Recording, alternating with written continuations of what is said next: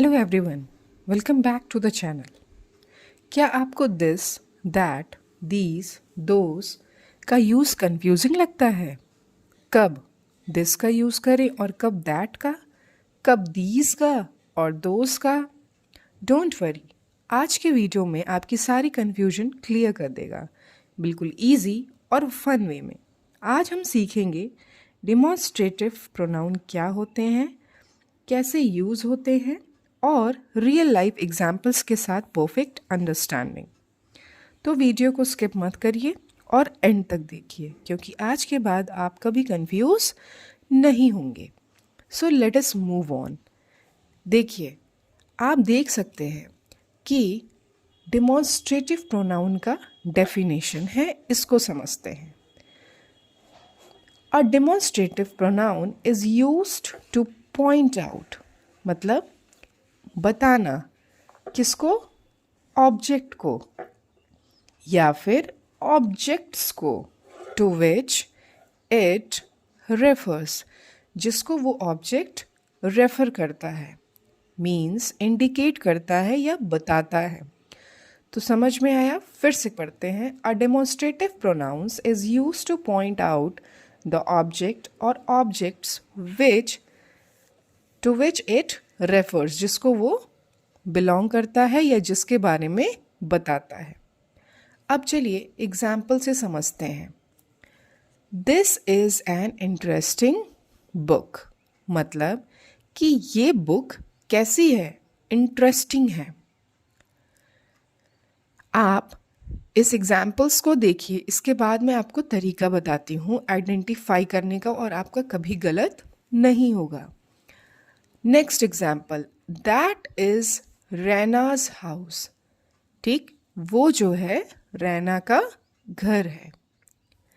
These are nice shoes, ये shoes जो हैं कैसे हैं? नाइस हैं, अच्छे हैं। दोज आर हिज बुक्स, कैसे हैं? वो बुक्स किसके हैं? जो बहुत सारे हैं वो उसके हैं।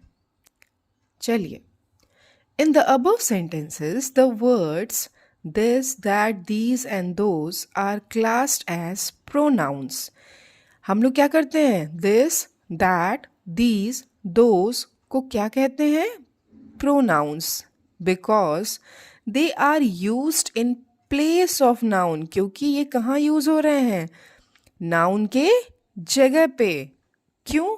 उस नाउन के लोकेशन के बारे में बता रहे हैं कि वो जो नाउन है वो कहाँ पे है उसके बारे में, या उस पर्टिकुलर ऑब्जेक्ट को इंडिकेट कर रहे हैं इस डिमॉन्स्ट्रेटिव प्रोनाउन का यूज करते हुए। बिकॉज दे आर यूज्ड, क्यों पूछा? Because they are used to demonstrate और पॉइंट आउट, किसको? पर्सन और थिंग्स को। जो डेमोन्स्ट्रेटिव प्रोनाउंस होते हैं they are use to demonstrate और पॉइंट आउट पर्सन और थिंग्स। किस लिए यूज किया जाता है इनको? कि ये डिमॉन्स्ट्रेट कर सकें और पॉइंट आउट कर सकें, किसको? पर्सन या फिर थिंग्स को। चलिए अब एक कॉन्सेप्ट क्लियर करते हैं हम लोग, इसको हमेशा याद रखिएगा। चलिए अब देखिए, जो सिंगुलर नंबर के ऑब्जेक्ट को हमको इंडिकेट करना होता है तो हम उसके लिए दिस का यूज करते हैं, और वही दिस के साथ अगर हमको वही चीज प्लूरल नंबर में यूज करना है तो हम क्या कहते हैं? दीज। एक छोटी सी बात, दिस जो होता है, जो भी ऑब्जेक्ट्स हमारे पास होते हैं, हमारे हैंड के रीच में होते हैं, हमारी पहुंच से बिल्कुल नज़दीक होते हैं, उसके लिए हम दिस का यूज़ करते हैं, और सिंगुलर पर्सन, थिंग्स या ऑब्जेक्ट के लिए यूज़ करते हैं। और प्लूरल जो होता है उसमें हम दिस में अगर कोई चीज़ जो पर्सन हो, थिंग्स हो, ऑब्जेक्ट्स हो, अगर वो प्लूरल नंबर में है और पास में है, हमारे हैंड्स के रीच में है, तो हम उसके लिए दीज का यूज़ करते हैं। सिमिलरली दैट जो होता है अगर सिंगुलर है लेकिन वो हमारे पहुंच से दूर है, हमारे हाथ के पहुंच से दूर है, तो उसके लिए हम दैट का यूज़ करते हैं। और वही जो प्लूरल नंबर है जो कि पहुंच से दूर भी है और प्लूरल में भी है, बहुत सारा है, तो उसके जगह पे हम दोज का यूज़ करते हैं। तो आज आपको ये कॉन्सेप्ट समझ में आ गया होगा कि दिस और दीज जो होते हैं ये हमारे नज़दीक होते हैं, इसलिए हम दिस का यूज़ करते हैं और सिंगुलर नंबर में होते हैं, और दीज का यूज़ हम करते हैं जो हमारे नज़दीक भी हो और प्लूरल नंबर में हो।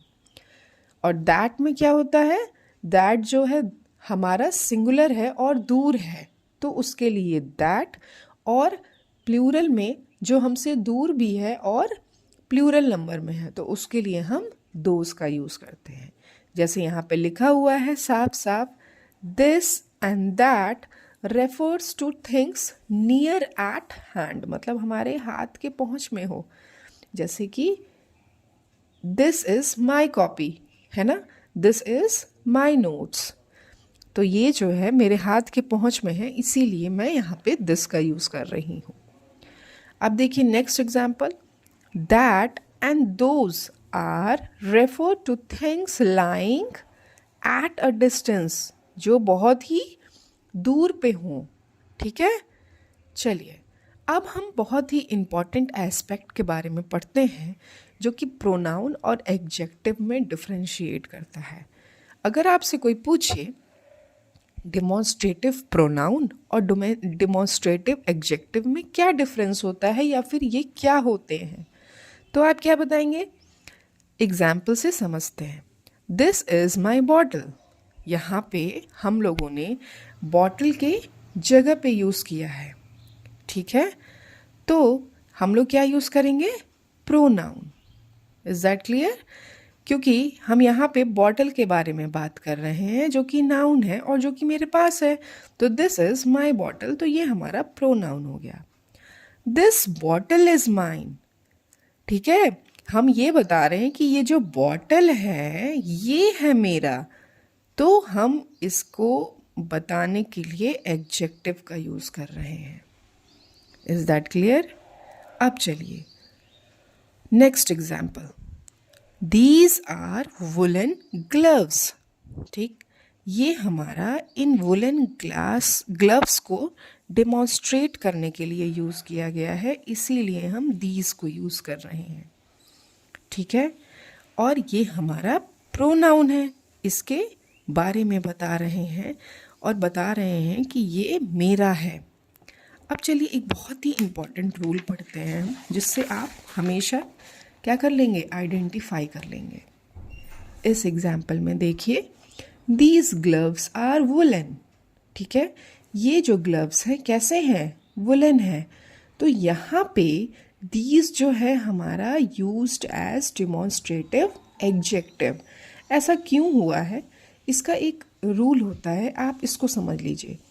वी शुड रिमेंबर, हमें याद रखना चाहिए, that an adjective is usually placed just before the noun it qualifies. जो एडजेक्टिव होता है ना वो जस्ट नाउन के पहले यूज़ होता है। जैसे देखिए यहाँ पे ग्लव्स के पहले जस्ट यूज़ हुआ है these, that is why this is demonstrative adjective. Is that clear? तो हमने क्या सीखा कि जब भी हम नाउन के पहले जो भी डिमॉन्स्ट्रेटिव वर्ड्स यूज़ करते हैं तो वो हमारा डिमॉन्स्ट्रेटिव एडजेक्टिव होता है, और जो हमारे नाउन का लोकेशन बताता है वो हमारा क्या हो जाता है? डिमॉन्स्ट्रेटिव प्रोनाउन हो जाता है। तो फ्रेंड्स, आज हमने सीखा कि demonstrative pronounce this, that, these, those का यूज़ कैसे और कब करना है। अब आप इजीली नियर और फार ऑब्जेक्ट्स के लिए करेक्ट प्रोनाउन यूज़ कर सकते हैं विदाउट एनी कन्फ्यूजन। अगर ये वीडियो हेल्पफुल लगा हो तो लाइक ज़रूर करें, शेयर करें और चैनल को सब्सक्राइब करना बिल्कुल ना भूलें। कमेंट करके बताइए आपको कौन सा दूसरा ग्रामर टॉपिक चाहिए। मिलते हैं नेक्स्ट वीडियो में। Till then keep learning and keep growing.